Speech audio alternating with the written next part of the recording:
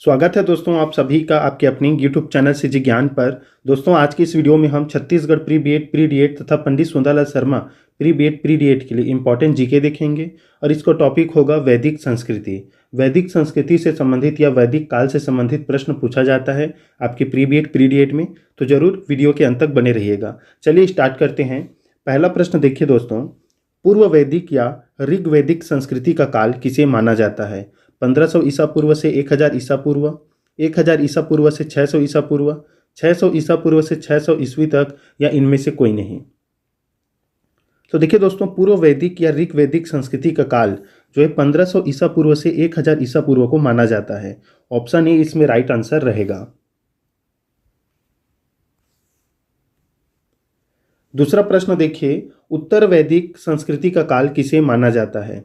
1500 ईसा पूर्व से 1000 ईसा पूर्व, 1000 ईसा पूर्व से 600 ईसा पूर्व, 600 ईसा पूर्व से 600 ईस्वी, या इनमें से कोई नहीं। उत्तर वैदिक संस्कृति का काल किसे माना जाता है?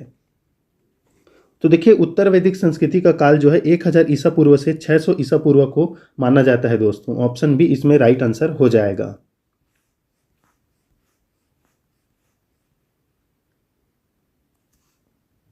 तीसरा प्रश्न है आपका, आर्य शब्द का शाब्दिक अर्थ क्या है? वीर या योद्धा, श्रेष्ठ या कुलीन, यज्ञकर्ता या पुरोहित, विद्वान। ये देखिए इंपॉर्टेंट प्रश्न है, ये पूछा गया प्रश्न है। आर्य शब्द का शाब्दिक अर्थ क्या होता है? तो देखिए, आर्य शब्द का शाब्दिक अर्थ होता है दोस्तों ऑप्शन बी, श्रेष्ठ या कुलीन। ये इंपॉर्टेंट है, कई बार जो है एग्जाम में पूछा गया प्रश्न है ये।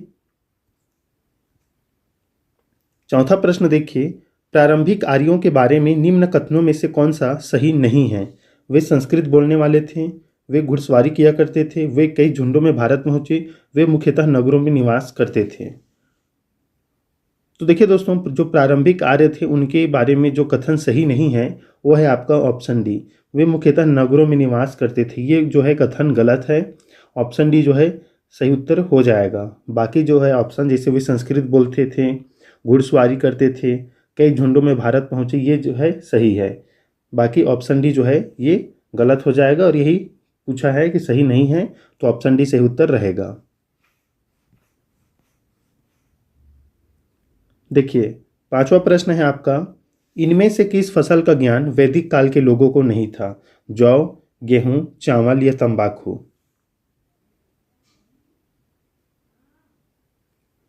इनमें से किस फसल का ज्ञान वैदिक काल के लोगों को नहीं था? जौ, गेहूं, चावल या तंबाकू। तो देखिए ऑप्शन डी जो है इसमें सही उत्तर हो जाएगा। तंबाकू का जो है वैदिक काल के लोगों को ज्ञान नहीं था, बाकी जौ का, गेहूं का और चावल का था।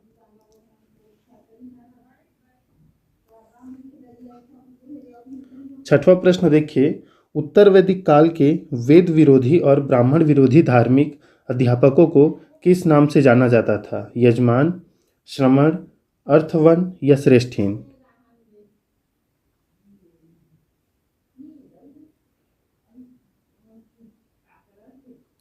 उत्तर वैदिक काल के वेद विरोधी और ब्राह्मण विरोधी धार्मिक अध्यापकों को किस नाम से जाना जाता था? तो देखिए इसका राइट आंसर हो जाएगा ऑप्शन बी, श्रमण। श्रमण नाम से जाना जाता था। छठवां प्रश्न जो है राइट आंसर हो जाएगा।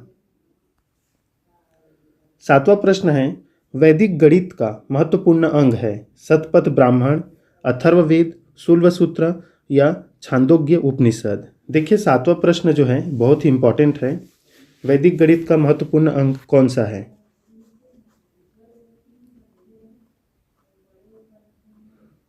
तो देखिए इसका राइट आंसर हो जाएगा दोस्तों सातवां का ऑप्शन सी, शूल्वसूत्र। वैदिक गणित का महत्वपूर्ण अंग है शूल्वसूत्र। ये बहुत ही इंपॉर्टेंट प्रश्न है दोस्तों, आपके आगामी एग्जाम के लिए भी इंपॉर्टेंट है। और जितना भी हमारे चैनल पर वीडियो अपलोड है 2025 में प्री बीएड प्री डीएड के लिए, अगर आपने नहीं देखा है दोस्तों तो जाकर देख लीजिए। सभी का जो, चाहे वो शिक्षण अभिरुचि हो, सामान्य ज्ञान हो, या रीजनिंग हो, या हिंदी हो, जितना भी आपको वीडियो कराया गया है वो एक क्लास वाइज कराया गया है, टॉपिक वाइज। तो ज़रूर आप पहले से जाकर देख सकते हैं। आठवां प्रश्न देखिए, किस वेद में प्राचीन वैदिक युग की संस्कृति के बारे में सूचना दी गई है? किस वेद में प्राचीन वैदिक युग की संस्कृति के बारे में सूचना दी गई है? ऋग्वेद, यजुर्वेद, अथर्ववेद, सामवेद। तो देखिए इसका राइट आंसर हो जाएगा ऑप्शन ए, ऋग्वेद। नौवां प्रश्न है, निम्न में से उत्तर वैदिक काल में लिखे गए ग्रंथों का सही क्रम कौन सा है? वेद, ब्राह्मण, आरण्यक और उपनिषद, वेद, उपनिषद, ब्राह्मण और आरण्यक, उपनिषद, वेद, ब्राह्मण और आरण्यक, वेद, आरण्यक, ब्राह्मण और उपनिषद। उत्तर वैदिक काल में लिखे गए ग्रंथों का सही क्रम कौन सा है? तो देखिए सही क्रम है आपको ऑप्शन ए दोस्तों, पहला वेद लिखा गया, फिर ब्राह्मण, फिर आरण्यक और उपनिषद। ऑप्शन ए जो है राइट आंसर हो जाएगा। देखिए 10वां प्रश्न है, वेदों की संख्या कितनी है? 2, 3, 4 या 5? तो आपको पता ही होगा दोस्तों, वेद जो है ऋग्वेद, यजुर्वेद, सामवेद और अथर्ववेद। संख्या है 4। ऑप्शन सी क्या हो जाएगा? सही उत्तर हो जाएगा। 11वां प्रश्न देखिए, कौन से 3 वेद संयुक्त रूप से त्रयी या वेद त्रयी कहलाते हैं? ये मोस्ट इंपॉर्टेंट प्रश्न है दोस्तों। त्रयी या वेद त्रयी, 3 वेद कौन से हैं जो त्रयी या वेद त्रयी कहलाते हैं? इंपॉर्टेंट प्रश्न है ये, तो याद रखिएगा। ये ऋग्वेद, यजुर्वेद और सामवेद। अथर्ववेद जो है इसमें शामिल नहीं है। ऋग्वेद, यजुर्वेद और सामवेद वेद त्रयी कहलाते हैं।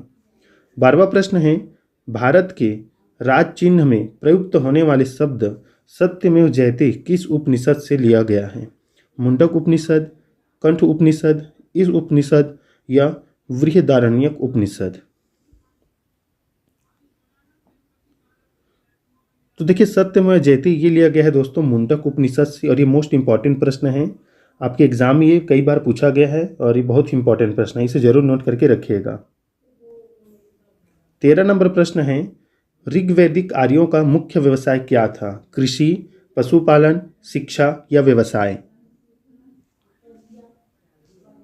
तो देखिए ऋग्वैदिक आर्यों का मुख्य व्यवसाय है दोस्तों पशुपालन।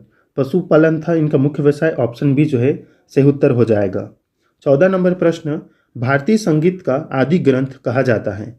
ऋग्वेद, उपनिषद, यजुर्वेद या सामवेद? भारतीय संगीत का आदि ग्रंथ कहा जाता है, तो देखिए ये कहा जाता है आपकी ऑप्शन डी सामवेद को। याद रखिएगा सामवेद को जो है भारतीय संगीत का आदि ग्रंथ कहा जाता है।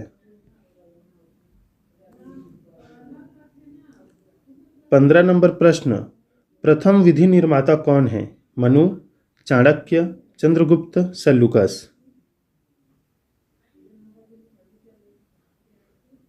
तो देखिए इसका राइट आंसर हो जाएगा ऑप्शन ए, प्रथम विधि निर्माता है मनु। याद रखिएगा मोस्ट इंपॉर्टेंट प्रश्न है दोस्तों। 16 नंबर प्रश्न, कृष्ण भक्ति का प्रथम और प्रधान ग्रंथ है? महाभारत, श्रीमद् भगवद गीता, गीत गोविंद या इनमें से कोई नहीं? देखिए दोस्तों आप भी अगर छत्तीसगढ़ प्री बीएड प्री डेट की तैयारी कर रहे हैं तो हमारे चैनल पर बिल्कुल फ्री में जो है तैयारी कराया जा रहा है, टॉपिक वाइज से कराया जा रहा है, तो चैनल को जरूर सब्सक्राइब कीजिएगा, अपने दोस्तों के साथ शेयर कीजिएगा। और ये पंडित सुंदरलाल शर्मा के लिए भी इंपॉर्टेंट है। देखिए इसका राइट आंसर हो जाएगा 16 नंबर प्रश्न का option B, Shrimad Bhagavad Gita. 17 number प्रश्न, ऋग्वेद में संपत्ति का प्रमुख रूप क्या है? गोधन, भूमि, दोनों या इनमें से कोई नहीं? ऋग्वेद में संपत्ति का मुख्य रूप क्या है या प्रमुख रूप क्या है? तो यह है देखिए दोस्तों गौधन। गौ को जो है ऋग्वेद में संपत्ति माना जाता था। ऑप्शन ए जो है सही उत्तर हो जाएगा। गाय के लिए जो है बहुत सारे युद्ध भी लड़े गए हैं ऋग्वैदिक काल में। ऋग्वेद के किस मंडल में शूद्र का उल्लेख पहली बार मिलता है? 7वें, 8वें, 9वें या 10वें? मोस्ट इंपॉर्टेंट प्रश्न, ऋग्वेद के किस मंडल में शूद्र का उल्लेख पहली बार मिलता है? देखिए दोस्तों अगर वीडियो आपको अच्छा लगी, इंपॉर्टेंट लगे तो ज़रूर लाइक कर दीजिएगा, क्योंकि लाइक दोस्तों आप तो करते नहीं और किसी किसी का ही कमेंट आता है, तो सभी का कमेंट आना चाहिए। लाइक भी आप सभी कीजिए, शेयर भी कीजिए। राइट आंसर हो जाएगा इसका दोस्तों 10वें मंडल में शूद्र शब्द का उल्लेख किया गया है। पुराणों की संख्या कितनी है दोस्तों? आंसर आप कमेंट कर दीजिएगा। ये तो लगभग सभी को पता होना चाहिए कि जो भारतीय संस्कृति है मतलब वैदिक संस्कृति, इसमें पुराण की संख्या कितनी है? कमेंट कर दीजिएगा 19 नंबर प्रश्न का आंसर। 20 नंबर प्रश्न, वैदिक धर्म का मुख्य लक्षण इनमें से किसकी उपासना था? प्रकृति, पशुपति, देवी माता या त्रिमूर्ति? तो देखिए दोस्तों वैदिक जो धर्म है इनका मुख्य जो उपासना का केंद्र था वो प्रकृति था। ऑप्शन ए जो है राइट आंसर हो जाएगा। इसे जरूर याद रखिएगा, प्रकृति है। अब ये मत सोचिएगा सनातन धर्म तो ये देवी माता, इधर प्रकृति जो है इनकी उपासना का केंद्र था। किस देवता के लिए ऋग्वेद में पुरंदर शब्द का प्रयोग किया गया है? ये आपके एसएससी रेलवे में कई बार पूछा गया प्रश्न है, हालांकि अभी बहुत ही आसान हो गया है। तो पुरंदर शब्द किसके लिए प्रयोग किया जाता था दोस्तों? ये किया जाता था आपके इंद्रदेव के लिए। ऑप्शन ए जो है राइट आंसर हो जाएगा।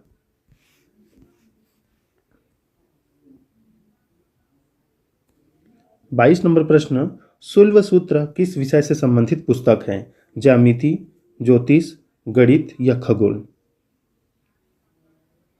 तो शुल्ब सूत्र ये संबंधित पुस्तक है दोस्तों आपके ऑप्शन ए ज्यामिति से। अस्तोमा सद्गम्य, तमसोमा ज्योतिर्गम्य, मृत्योमा अमृतम गमय कहाँ से लिया गया है? इंपॉर्टेंट प्रश्न है ये। तो ये लिया गया है दोस्तों उपनिषद से। ऑप्शन ए जो है राइट आंसर हो जाएगा। आर्य भारत में बाहर से आए और सर्वप्रथम बसे थे सामा तट में, प्राग ज्योतिष में, पंजाब में या पंचाल में? मोस्ट इंपॉर्टेंट प्रश्न है ये। तो राइट आंसर हो जाएगा दोस्तों ऑप्शन सी पंजाब में, याद रखिएगा।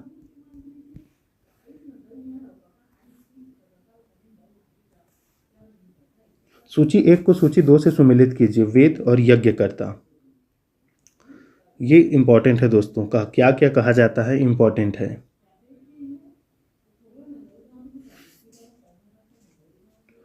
तो देखिए ऋग्वेद के यज्ञकर्ता को कहते हैं होत्र या होता, यजुर्वेद को अध्वर्यु और सामवेद को उद्गाता या उद्गात्र, अथर्ववेद को ब्रह्मा। इस प्रकार से ही रहेगा ये। ऑप्शन ए जो है राइट आंसर हो जाएगा। इसका स्क्रीनशॉट ले लीजिएगा दोस्तों, ये इंपॉर्टेंट है। 26 नंबर प्रश्न, वेदों को अपौरुषेय क्यों कहा गया है? वेदों को अपौरुषेय क्यों कहा गया है? तो देखिए हम इसका आंसर सीधा आपको बताते हैं। ये कहा गया है आपके क्योंकि वेदों की रचना देवताओं द्वारा की गई है। 26 का राइट आंसर हो जाएगा ऑप्शन ए दोस्तों। 27 नंबर प्रश्न, वैशेषिक दर्शन के प्रतिपादक हैं। ये तो मोस्ट इंपॉर्टेंट प्रश्न है। वैशेषिक दर्शन के प्रतिपादक कपिल, अक्षपाद गौतम, उलूकनद या पतंजलि? तो वैशेषिक दर्शन के प्रतिपादक हैं दोस्तों आपके ऑप्शन सी उलूकनद। ऑप्शन सी राइट आंसर हो जाएगा। मीमांसा या पूर्व मीमांसा दर्शक के प्रतिपादक हैं, बताइए, ये इंपॉर्टेंट है। तो मीमांसा या पूर्व मीमांसा दर्शन के प्रतिपादक कौन है दोस्तों? जैमिनी रहेंगे, बादरायण, कपिल या गौतम? तो देखिए इसका राइट आंसर हो जाएगा ऑप्शन ए जैमिनी।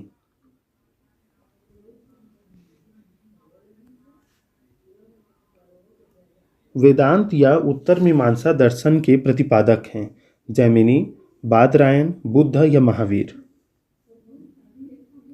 वेदांत या उत्तर मीमांसा दर्शन के प्रतिपादक हैं तो देखिए इसके हैं बादरायण। ऑप्शन बी जो है राइट आंसर हो जाएगा। बादरायण जो है वेदांत या उत्तर मीमांसा के दर्शन के प्रतिपादक हैं। ये देखिए मीमांसा है, उत्तर मीमांसा या पूर्व मीमांसा आपके, ये जो है बहुत ही इंपॉर्टेंट प्रश्न है। इसमें जो है प्रश्न बहुत बार बनता है। ऋग्वेद का कौन सा मंडल पुनः सोम को समर्पित है? ये कई बार पूछा गया प्रश्न है। सोम जो चंद्रमा है वो कौन से मंडल को समर्पित है? तो देखिए प्रश्न हमने कराया भी है, ये 9वां मंडल से संबंधित है। ऑप्शन सी दोस्तों राइट आंसर हो जाएगा। 31 नंबर प्रश्न देखिए, प्रसिद्ध 10 राजाओं का युद्ध जिसे दासराज युद्ध या दसराज्य युद्ध कहा जाता है किस तट पर लड़ा गया था? गंगा, ब्रह्मपुत्र, कावेरी या पुरुषनी? ये पुरुषनी कहते हैं इसे। तो राइट आंसर ऑप्शन डी ही रहेगा, पुरुषनी नदी के तट पर लड़ा गया था दसराज्य युद्ध, 10 राजाओं का युद्ध। धर्मशास्त्रों में भू राजस्व की दर क्या है? तो देखिए दोस्तों धर्मशास्त्रों में भू राजस्व का दर है आपका ऑप्शन सी 1/6। 33 नंबर प्रश्न, 800 ईसा पूर्व से 600 ईसा पूर्व का काल किस युग से जुड़ा हुआ है? राइट आंसर हो जाएगा ब्राह्मण युग से। याद रखिएगा, इसे इंपॉर्टेंट है। किस काल में अछूत की अवधारणा स्पष्ट रूप से उदित हुई थी? तो देखिए अछूत की अवधारणा जो है धर्मशास्त्र के काल में हुआ था। ऑप्शन डी राइट आंसर हो जाएगा, इसे याद रखिएगा।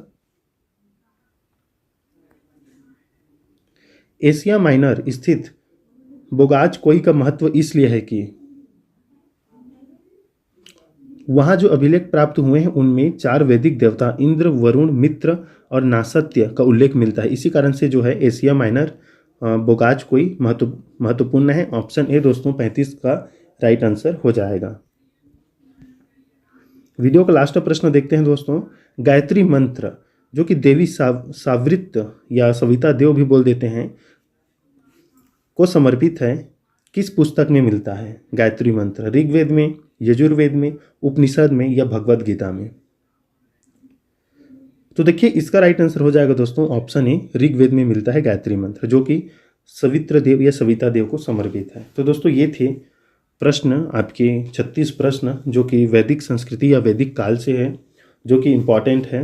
अगर आप नए स्टूडेंट हैं तो ज़रूर चैनल को सब्सक्राइब कर दीजिए और पुराने स्टूडेंट हैं तो ज़रूर शेयर कीजिए। मिलते हैं दोस्तों नेक्स्ट वीडियो में, तब तक के लिए धन्यवाद।